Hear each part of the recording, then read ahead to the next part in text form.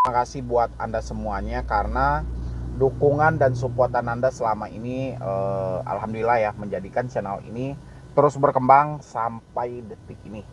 Ya, itu semua berkat dukungan dan supportan dari Anda. Jadi pelan-pelan channel ini bisa terus beranjak naik, memberikan sedikit motivasi dukungan buat teman-teman semuanya ya. Dan hari ini yang mau kita bahas yaitu haruskah bayar 6 pinjol legal ini? Ya, karena di sini saya lihatin 1 2 3 4 5 6 7 7 ya, bukan 6, 7. Itu yang paling banyak ditanyakan oleh teman-teman semuanya. Dan hari ini saya mau membahas 7 pinjol legal ini yang selalu viral-viralnya. Di setiap orang yang telat bayar pasti ada 7 pinjol ini ya. Dan saya teman-teman semuanya yang sudah mau mensupport dan mendukung channel ini, semoga saja terus berkembang dan bisa memberikan selalu motivasi. Jadi haruskah bayar 7 pinjol ini ya, kayak EasyCash, Aku Laku, Rupiah Cepat, Kredito, Ada Kami, dan Ada Pundi. Ini paling banyak ditanyakan oleh teman-teman semuanya. Dan saya juga nggak perlu memunculkan emailnya satu persatu ya. Jadi cukup saya mau memberikan sedikit arahan aja ya buat teman-teman semuanya, terutama yang saat ini memang telat bayar atau tidak mampu bayar di 7 pinjol legal ini ya. Jadi kalau kita melihat di sini, seperti di sini EasyCash pengaduan bukan satu atau dua lagi yang masuk kepada saya ya. Paling banyak yang diadukan adalah soal dari bunganya. Bunga yang cukup fantastis diberikan, dan sampai detik ini pun ya belum ada solusi-solusi yang tepat dari OJK pun bagaimana tentang EasyCash ini sebenarnya. Walaupun sudah banyak orang-orang yang mengeluhkan tentang besarnya bunga yang diterapkan oleh EasyCash ya. Dan pengaduan tentang EasyCash ke email saya bukan satu atau dua lagi, tapi sudah banyak ya. Dan di sini orang-orang selalu bertanya, "Bang, bagaimana ini, Bang? Dia pinjamnya 2.250.000, balikinnya 3.330.000 ya. Itu jangkanya cuman terkadang ada yang 8 hari, ada yang 15 hari ya. Kalau di satu sisi bunganya memang nggak sampai 100% ya, tapi coba lihat tenornya. Tenor yang sangat singkat dengan penetapan 30% itu cukup luar biasa ya.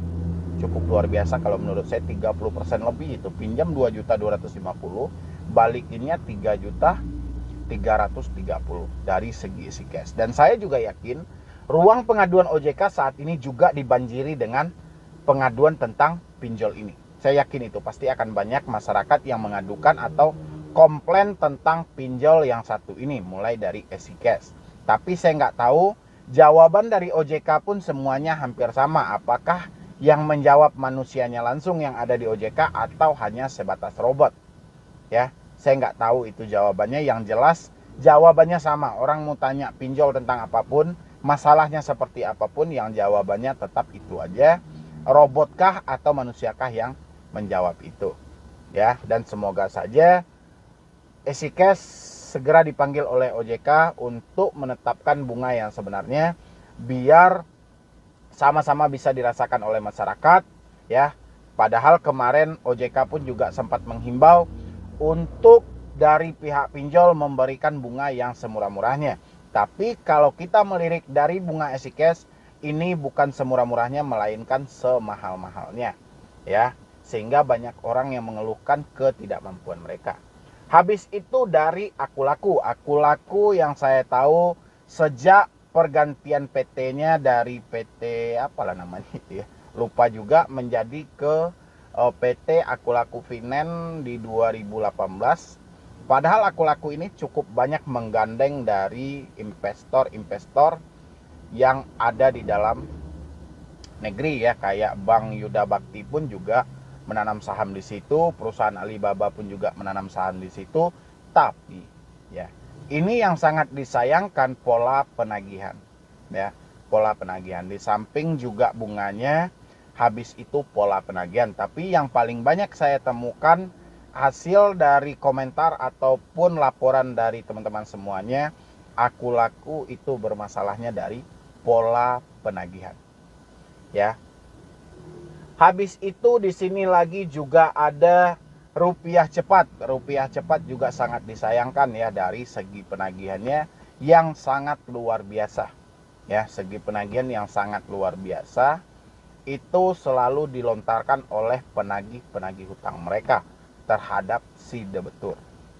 Ya, jadi semoga saja OJK ataupun lembaga-lembaga terkait bisa melirik dari pinjol-pinjol ini, karena 7 pinjol yang saya sampaikan ini adalah pinjol yang cukup terkenal di kalangan masyarakat dan hampir orang yang terjebak pinjol pasti terjebak di dalam aplikasi ini. Ya, hampir orang yang terjebak di pinjol, baik itu ilegal maupun legal, pasti akan ada di dalam 7 aplikasi ini, pasti ada salah satu mereka akan terjebak di situ. Dan begitu juga dengan kredito. Kredito ini juga luar biasa ini, mulai dari bunganya sampai penagihannya, walaupun kita tahu dia juga sudah mendaftarkan diri ke OJK. Ya, tapi seakan di sini mereka bertindak kayak mana ya? Memang iya. Saya bilangin, kalau masyarakat sih dari segi bunga, mungkin sebagian kecil ada yang merasa terbebani ya. Tapi sebagian besarnya itu bermain dari segi penagihan. Ya, segi penagihan yang sangat luar biasa. Ini selalu dilontarkan. Ya, itu apalagi kredito rupiah cepat itu segi penagihannya cukup luar biasa, dan teman-teman semuanya boleh kalau Anda terjebak di 7 aplikasi yang saya sebutkan ini, boleh isi di kolom komentar. Habis itu dari ada kami juga ya, walaupun banyak orang yang mereport, "Bang, ini gimana Bang tentang penagihan ada kami? Bang, ini gimana Bang dari segi bunga ada kami?" Ya. Tapi di sini ketika orang-orang mengirimkan kepada saya emailnya, si penagih tidak menyebutkan nama aplikasinya. Tapi si debetur berasumsi ini dilakukan oleh pihak ada kami. Ya, jadi yang banyak dilaporkan itu dari segi penagihannya. Walaupun saya mencari di situ kalau ada penagihan yang kasar, walaupun debetur menyebutkan itu dari ada kami, tapi si debt collector tidak menyebutkan nama aplikasinya. Jadi ini cukup sulit kita berasumsinya ke satu aplikasi itu. Tapi karena si debetur yang lebih tahu persis di mana saja mereka terjebak pinjol, sehingga hasil dari email mereka lah yang menyampaikan bahwa ini Bang, ini dari ada kami. Tapi ketika saya baca itu tidak melampirkan nama ada kami. Ya, jadi bukti yang validnya itu tidak ada, dan semoga saja OJK bisa menemukan benar atau tidak penagihan yang kasar-kasar tanpa menyebutkan nama aplikasi itu dilakukan oleh ada kami atau tidak gitu loh. Biar asumsi dari si debetur atau asumsi dari masyarakat tidak menjadi pencemaran nama baik. Ya, itu yang saya jumpai dari ada kami ya. Memang penagihannya luar biasa tapi tidak menyebutkan nama aplikasi, tapi si debetur menyebutkan kalau itu dilakukan oleh aplikasi ada kami. Jadi ini sulit karena tidak memenuhi bukti yang valid. Dan teman-teman semuanya silahkan seperti apa penagihannya. Apakah mereka menyebutkan dari aplikasi yang bersangkutan atau tidak? Kalau tidak menyebutkan dari aplikasi yang bersangkutan, ini sulit kita untuk menentukan satu aplikasinya. Tapi karena banyak laporan demi laporan yang masuk terus kepada saya, sehingga saya juga meminta kepada OJK tolong diselidiki benar atau tidak ini. Ya. Habis itu dari Adapundi, yang nomor 7-nya itu dari Adapundi. Kalau Adapundi yang biasa saya temukan yaitu surat somasi dengan materai 6.000 ataupun materai 10.000 yang sering juga ditekankan ya. Dan di Adapundi ini yang paling banyak saya temukan juga hampir sama dari segi penagihannya.